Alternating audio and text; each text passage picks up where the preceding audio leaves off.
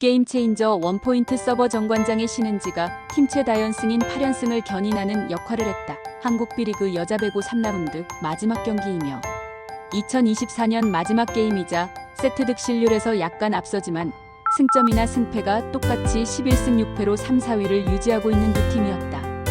표승주와 이소영 더비로 펼쳐진 이날 경기에서 양팀은 승리 시 전반기를 3위로 마감할 수 있으며 정관장은 역대 팀 최다 연승인 8연승과 IBK 기업은행은 3라운드 4연승에 도전 중이었고 이소영이 IBK와 FA 계약을 하며 보상선수로 정관장에 입단한 표승주와의 맞대결도 관심사였다. 먼저 승패를 결정짓는 중요한 1세트 12대11로 박빙 승부를 이어가던 두 팀의 정관장의 원포인트 서버 신은지가 등장하면서 게임의 방향을 완전히 바꾸었는데 신은지는 5연속 서브를 했고 넉 점을 연속으로 따내며 17대12로 게임 체인저 역할을 톡톡히 해냈다. 신은지의 서브를 하는 동안 IBK의 세터 천신통에게 정확하게 가는 리시브 자체가 없었고 2세트에서도 서브 에이스를 기록하며 오늘 경기에서 부키리치의 서브 에이스 7개에 이어 5개를 교체 선수로 투입되어 득점을 이끌어냈다. 신은지는 시즌 초 정관장의 하효림 김세인을 도로공사와 트레이드를 하며 정관장에 입단했고 2024 시즌 통영컵 대회에서 원포인트 서버로 출전하며 라이징 스타상을 수상한 바 있으며 사우스포로서 강하면서 예리한 서브로 상대팀 리시브 라인을 흔들고 있는 선수다. 지난 페퍼저축은행과의 경기에서 약간의 컨디션 난조를 겪으며 부진했던 부키리치는 오늘 서브가 제대로 들어갔고 고비 때마다 메가와티와 함께 결정적인 득점을 올리며 승리를 견인했는데 정관장은 2세트 초반 리시브 효율이 0%에서도 경기는 13대4로 앞서고 있는 독특한 상황이 있었으며 3세트에서도 경기 초반까지 리시브 효율이 약 21%로 승리를 거두었다.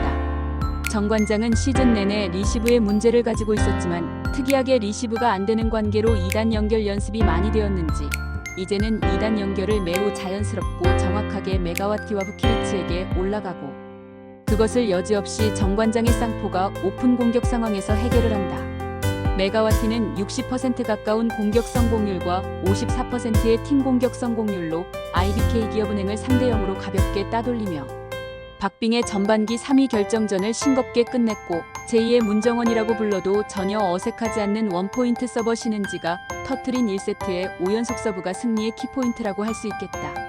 IBK는 드디어 소영 선배 이소영이 2세트부터 전위 공격수로 등장하여 블로킹, 공격, 수비를 모두 소화했으며 3세트 경기 중반까지 IBK의 리드를 이끌었지만 높이와 정관장의 좌우 쌍포에 견디지 못했다.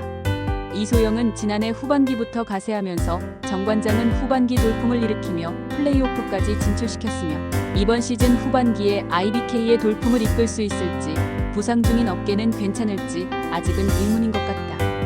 정관장은 3라운드에서 선두인 흥국생명 현대건설에게 모두 승리하며 3라운드 전승을 기록했는데 정관장 승리의 요건은 신은지의 세트마다 터지는 서브, 정호영의 양효진 따라하기, 염혜선이 메가와티에게 보내는 빠르고 힘이 있으며 높이 올라가는 백토스와 함께 좌우 쌍포가 터지는 시스템이다. 정관장은 시간차 공격, 오픈 공격, 후위 공격에서 팀 1위이며 나머지 득점, 공격, 퀵오픈에서 2위를 기록하고 있는데 리시브 효율은 바닥권이지만 2단 연결이 매우 정확하게 이루어지고 있으며 3인 블로커가 뜨는 오픈 상황에서도 부키리치와 메가와티가 높은 공격 성공률을 보이며 상위권 유지와 3라운드 전승이 가능했다.